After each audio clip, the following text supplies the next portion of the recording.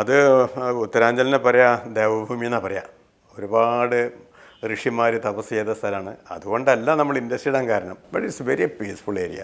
ഒരു ഇൻഡസ്ട്രീനെ സംബന്ധിച്ചിടത്തോളം ഇപ്പോൾ ഗവൺമെൻറ്റിൻ്റെ ചില പോളിസികൾ അൺഡെവലപ്ഡ് ഏരിയാസിനെ ഇൻഡസ്ട്രിയലി ഡെവലപ്പ് ചെയ്യാനായിട്ടും അവിടുത്തെ എംപ്ലോയ്മെൻറ്റ് ജനറേഷന് വേണ്ടിയിട്ടും അവിടുത്തെ പൊതുവെ ഇക്കണോമിക് ഗ്രോത്തിന് വേണ്ടിയിട്ടും ഇൻഡസ്ട്രീസിനെ അങ്ങോട്ട് ആകർഷിക്കുക എന്നുള്ളത്, ഒരുപാട് തൊഴിലവസരങ്ങൾ ഉണ്ടാക്കാനായിട്ട്.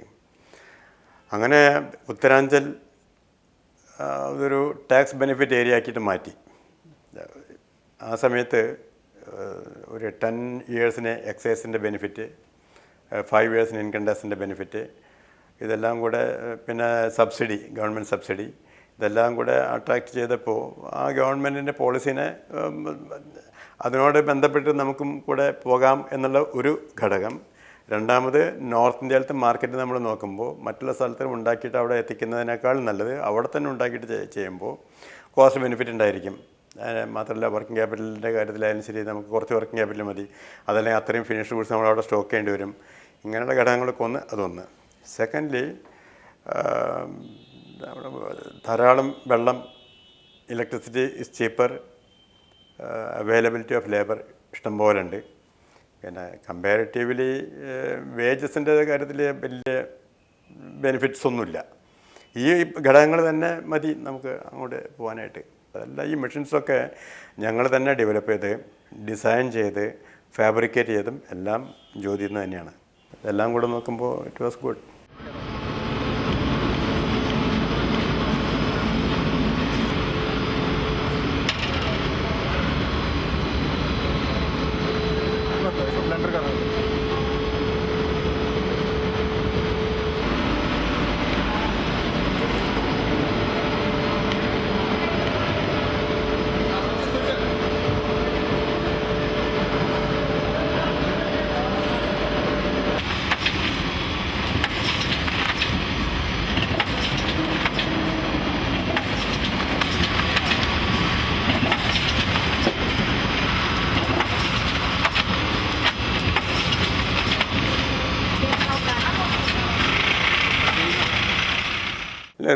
റിസർച്ച് ഫോർമുലേഷനിലുള്ള റിസർച്ച് അന്ന് നടത്തിയില്ല, സെയിം തന്നെയാണ്. പക്ഷേ ഉജാലയുടെ എന്ന് പറഞ്ഞാൽ അന്നത്തേത് വാഷിംഗ് പൗഡറിൻ്റെ ടെക്നോളജി മാറിക്കൊണ്ടേയിരിക്കാം. വാഷിംഗ് പൗഡർ എന്ന് പറഞ്ഞാൽ ഡിറ്റർജൻറ്റാണ്. അതിൽ എൻസൈം ആൻഡ് പോളിമറൈസ് ചെയ്തിട്ടുള്ള എൻസൈം എല്ലാം ചേർത്തലാണ്. It's a very high technology this item. ഒരുപക്ഷെ നമുക്ക് കുറേ കൂടി ബ്രൈറ്റ്നസ് വേണമെന്ന് പറഞ്ഞാൽ എൻസൈംസ് കൂടുതൽ ചേർക്കാം, കറ പോകണമെന്ന് പറഞ്ഞാൽ എൻസൈംസ് കൂടുതൽ ചേർക്കും. പിന്നെ അതിൻ്റെ ആക്റ്റീവ് ഇൻഗ്രീഡിയൻസിൽ വ്യത്യാസം ഉണ്ടാകും, പല മെറ്റീരിയൽസിനും വ്യത്യാസം ഉണ്ടാവില്ലേ.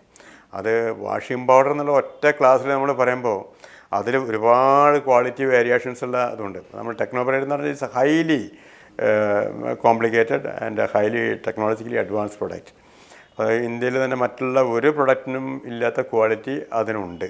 പക്ഷേ അത് വില കുറച്ച് കൊടുക്കുക എന്നുള്ളത് നമ്മുടെ കമ്പനിയുടെ ഒരു പോളിസി ആയതുകൊണ്ട് നമ്മൾ മറ്റുള്ളവരുടെക്കാൾ ഏകദേശം ഒരു 60% പ്രൈസിനാണ് നമ്മൾ കൊടുക്കുന്നത്. പക്ഷേ ഇന്ന് അത് മുതലാവില്ല, കുറച്ചും കൂടി വില കൂട്ടേണ്ടതായിട്ടുണ്ട്. പക്ഷേ technology gone into this totally different than normal washing powder. ആ എൻസൈമിനെ നമ്മൾ ബ്രേക്ക് ഡൗൺ ചെയ്യുമ്പോഴാണ് അതിൻ്റെ ഇത് വരുന്നത്. അത്ര നാനോ എന്ന് പറഞ്ഞാൽ ചെറിയ മൈന്യൂട്ട് ആയിട്ടുള്ള അത്. So it's A matter of penta enzyme. ഇപ്പോൾ നമ്മൾ ആദ്യത്തെ 3 എൻസൈംസ് ഉണ്ടായിരുന്നു. Now it is penta enzyme, means 5 enzymes combinations.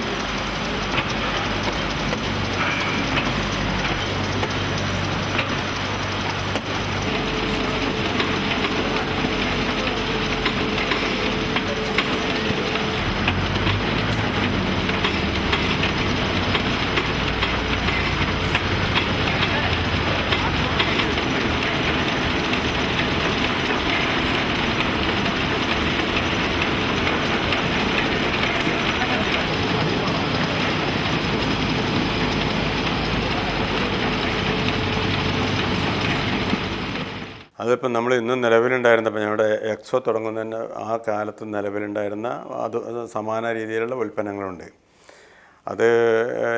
അതൊക്കെ നോക്കുകയാണെന്ന് വെച്ചാൽ ഇന്നും അതിൻ്റെയൊക്കെ ഷെൽഫ് ലൈഫ് ഒരു 5 മാസം 6 മാസം കൊണ്ടൊക്കെ ഒരുവിധമൊക്കെ റോക്ക് കല്ല് പോലെയാവും. എക്സോ ഡെവലപ്പ് ചെയ്യുമ്പോൾ തന്നെ ചുരുങ്ങിയത് 3 കൊല്ലത്തിന് ഒരു കേടും വരരുത് എന്നുള്ള രീതിയിലാണ് അതിൻ്റെ ഡെവലപ്മെൻറ്റ് ചെയ്തത്. കയ്യിന് വളരെ സോഫ്റ്റ് ആയിരിക്കണം. അതെല്ലാം മാത്രമല്ല പുതിയ പലതരത്തിലുള്ള സർഫെക്റ്റൻസാണ് ഇതിൽ ഉപയോഗിച്ചിരിക്കുന്നത്. മറ്റുള്ളതിലെ പോലെ 1-2 സർഫെക്റ്റൻസ് മാത്രമല്ല, ഇതിൽ നമ്മളൊരു 6-7 സർഫെക്റ്റൻസ് ഉപയോഗിക്കുന്നു, പ്ലസ് ആൻറ്റി ബാക്ടീരിയൽ. പിന്നെ അതിൽ ഉപയോഗിക്കുന്ന നമ്മൾ വേറെ എല്ലാ അസംസ്കൃത അത്രയും ക്വാളിറ്റി അഷുറൻസ് ചെയ്തതിന് ശേഷമാണ് അസംസ്കൃത പദാർത്ഥങ്ങൾ തന്നെ ഉപയോഗിക്കുന്നത്.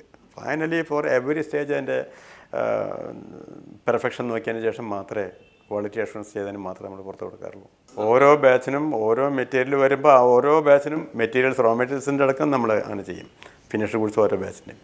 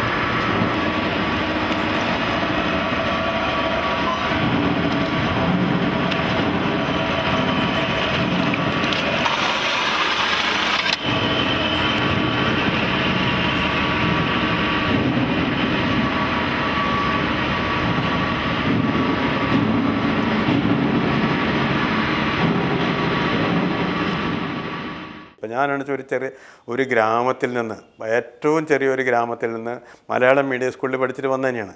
അപ്പോൾ അത്ര ഒരാൾക്ക് ഇതുവരെ എത്താൻ വരുന്നെങ്കിൽ ആർക്കതുപോലെ ആയിക്കൂടാ. മനസ്സ് വേണം. നമ്മൾ പ്രവർത്തിക്കുന്നത് എൻ്റെ സ്വന്തം കാര്യത്തിനല്ല, അത് ദേശത്തിനും കൂടെ അതിൻ്റെ ഗുണമുണ്ട്. നമ്മളൊരു മെഴുകുതിരി എത്തുമ്പോൾ അതിൻ്റെ ചുറ്റും വെളിച്ചുണ്ടാകുമ്പോൾ അതുപോലെ നമ്മൾ ചെയ്യുന്നതിൻ്റെ ഓരോ സൽഗുണങ്ങളും ഭാരതത്തിനുണ്ട്. ഭാരതം നമ്മുടെയാണ്, അല്ലെങ്കിൽ കേരളം നമ്മുടെയാണ്. അങ്ങനെ പറയുമ്പോൾ നമുക്കതിന് കോൺട്രിബ്യൂഷൻ വേണം. അപ്പോൾ ഓരോരുത്തരും അങ്ങനെ ഒരു ചിന്തിക്കുകയാണെങ്കിൽ തീർച്ചയായിട്ടും വളരെ ഫാസ്റ്റ് ഗ്രോത്ത് ഇന്ത്യക്ക് നേടാനായിട്ട് സാധിക്കും. ഇപ്പോൾ കേരളത്തിൽ തന്നെ പറയുകയാണെന്ന് വെച്ചാൽ one of the biggest taxpayer Jyothy laboratories ആണ്. സെയിൽ ടാക്സിൻ്റെ ഇനത്തിൽ ഒരു പൈസ പോലും ഇന്ന് വരെ, തുടങ്ങിയ അന്ന് മുതൽ ഇന്ന് വരെ എല്ലാ ഡിപ്പാർട്ട്മെൻറ്റൊക്കെ പലരും മറ്റെക്കുറിച്ച് പറഞ്ഞാലും ജ്യോതി ലബോറട്ടറീസിന് ഇന്ന് വരെ ഒരു കളങ്കം സംഭവിച്ചിട്ടില്ല.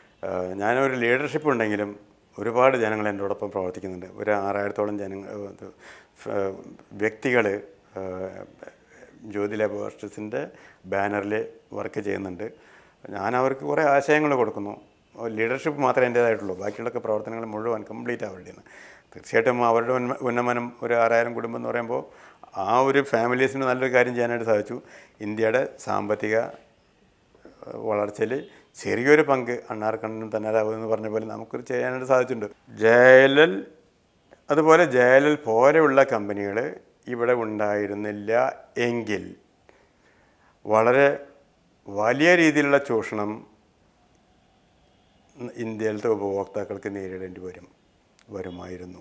അപ്പോൾ അതുകൊണ്ട് ആ പ്രൈസ് റൈസ്, അതായത് ഇവിടെ നിന്നുള്ള വിഭവങ്ങൾ അല്ലെങ്കിൽ ഇവിടെ നിന്നുള്ള കൊള്ളലാഭങ്ങൾ വിദേശങ്ങളിലേക്ക് കൊണ്ടുപോകുന്നതിന് ഒരു കടിഞ്ഞാണ് ആയിട്ട് ഇന്ത്യൻ കമ്പനീസിനെ വിശേഷിപ്പിക്കാം. അതിലൊരു പങ്ക് തീർച്ചയായിട്ടും ജ്യോതി ലബോറട്ടറീസിന് വഹിക്കണം. കുറേ കൂടി നല്ല രീതിയിൽ ചെയ്യണം എന്നുള്ള ആഗ്രഹമുണ്ട്. അതിനുള്ള പ്ലാൻസ് നടന്നുകൊണ്ടിരിക്കുന്നു.